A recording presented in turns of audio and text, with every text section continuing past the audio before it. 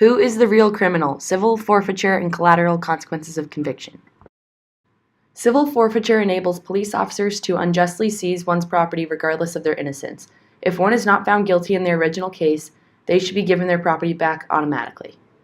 Civil forfeiture is the idea that someone can get pulled over or stopped for a minor offense, and if they are subject to probable cause, their property can be seized. In fact, you don't even have to be found guilty or charged for your possessions to be seized.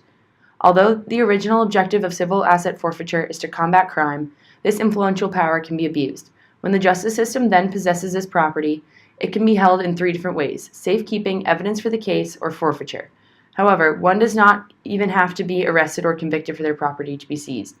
It is important to note that the judicial system does not recognize a piece of property as having the same rights as a person. In order to get your property back, if it is considered forfeiture, you have to go to civil court and are expected to hire your own lawyer, despite not even having to be charged for a single crime. The main ethical problem surrounding civil forfeiture is that it promotes stereotyping. Although it is clearly not a valid reason, an officer might feel more inclined to search a group of minority men in comparison to an upper-class appearing white family. In addition, it is unjust that it requires so much time and effort for one to retrieve their belongings, even if they aren't found guilty. Another ethical problem with civil forfeiture is that in most cases of seized goods, that particular justice system will obtain the monetary value of that property. It has been noted that judicial systems who are financially struggling will harp on civil asset forfeiture in order to keep up funding. An example of this wrongdoing is the state of Texas versus $6,037. This court case involved Jennifer Boatwright and Ron Henderson, who were pulled over near the Texas-Louisiana border for supposedly traveling in the left lane of the highway without passing anyone for too long. Their car, with Boatwright's 2 children in the back seat, was searched by the officer on call, Barry Washington. Washington then proceeded to seize the $6,037 in the glove compartment that was intended to be used for a new car as in conjunction with drug trafficking. Although Boatwright and Henderson were equipped to fight back in court, many victims of civil asset forfeiture are not. As previously mentioned, civil forfeiture promotes inequality. In fact, low-income people of color are most likely to be victims of this wrongdoing. In relation to this idea, it can be seemingly difficult for those living in poverty to afford to go through the process of getting their property back. This is not only an extremely time-consuming experience, but it is also costly, as lawyers are not appointed to defendants in civil court cases.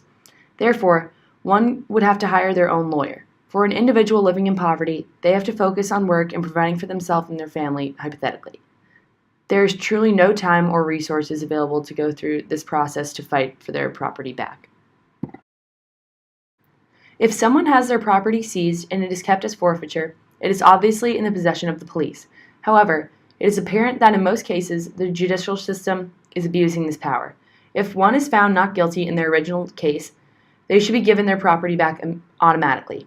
Similarly, if someone is not even charged, there should not be various obstacles in their way to obtain their belongings.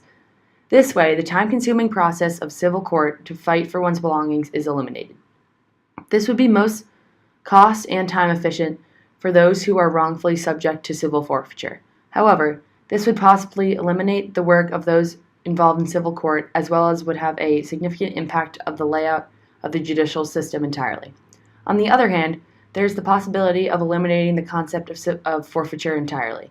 However, this would be seemingly difficult not only because it plays a crucial role in the United States judicial system, but it also would ease the process for those who are actually involved in illegal activity.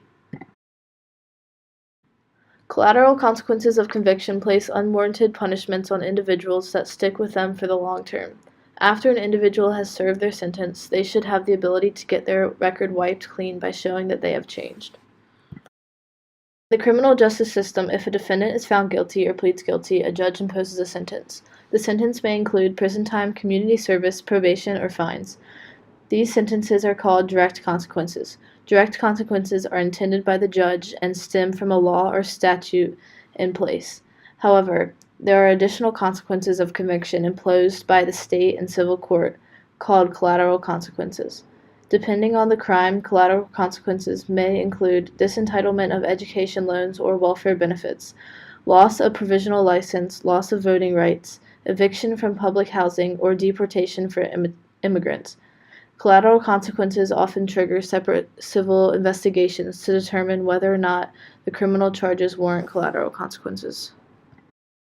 The main ethical problem with collateral consequences is that they were not originally intended for by the court of law. Defendants imposed with collateral consequences are being punished beyond the sentence prescribed by the judge, and therefore are suffering a more severe consequence than warranted.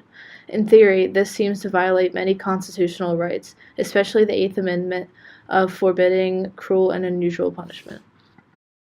Collateral consequences place unanticipated burdens on individuals after they have served their original sentence. Such burdens can greatly affect one's ability to re-enter society or the job market. In June of 2014, Michael Hugh Mirsky was arrested for falling behind on his child support payments. The police said Michael struggled and charged him with resisting arrest. Michael pleaded guilty to resisting arrest with a sentence of $411 in fines. After his arrest, Michael struggled to find a permanent position due to the collateral consequences of having a criminal record. It seemed no employer would hire him due to his legal troubles. People should not be completely shut out of the job market due to a past criminal record. In 2001, Mrs. Pager, a Harvard sociologist, gave pairs of men similar education and employment backgrounds, except that one was given a criminal record of 18 months in prison for a felony drug conviction, and the other was given a clean criminal record. She then sent them out to businesses in the Milwaukee and New York areas to apply for 600 different jobs. After her experiment, Ms. Pager concluded that men who reported criminal convictions were about 50% less likely to receive a callback or a job offer. In the age of the internet, where anything on anyone can be found out, employees use background checks as an easy way to filter through large numbers of applicants. One possible collateral consequence of people in poverty is the disentitlement of welfare benefits. Without welfare benefits or the ability to get a job with a criminal record, how are those in poverty expected to ever get out of poverty? Oftentimes, the average citizen does not know about the many rules and restrictions placed on them after their conviction. There are 917 collateral consequences in the state of Virginia alone, registered on the National Inventory of Collateral Consequences of Conviction. People in poverty are even more likely to not know about the extent of possible collateral consequences. People unable to pay for their own defense attorney or lawyer in the bail hearing of a criminal case are often assigned a public defender rather than a lawyer. Public defenders typically spend on average 7 minutes with each convict. This unproportionately disadvantages those unable to pay for a better lawyer. As of now, judges are not required to warn defendants of collateral consequences before they are found guilty by trial or plead guilty. The one exception to this is with the collateral consequence of deportation for immigrants because of the Supreme Court case Padilla v. Commonwealth of Kentucky. Judges should be required to educate defendants of the possible collateral consequences to being found guilty or pleading guilty. After an individual has served their sentence, they should have the ability to get their record wiped clean by showing that they have changed. One possible way of getting your record wiped clean could be participating in community service. Another possible way could be participating in drug rehabilitation programs for those charged with possession of narcotics.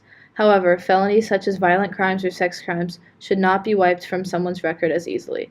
Incentivizing a clean record with community service and crime-specific rehabilitations would decrease the amount of people affected by collateral consequences. It would also allow for more people to regain their welfare benefits and escape poverty by becoming employed. The downside of wiping more people's records is that it lessens the punishment of serious crimes. Lessening the punishment of serious crimes may lead to an increase in felonies.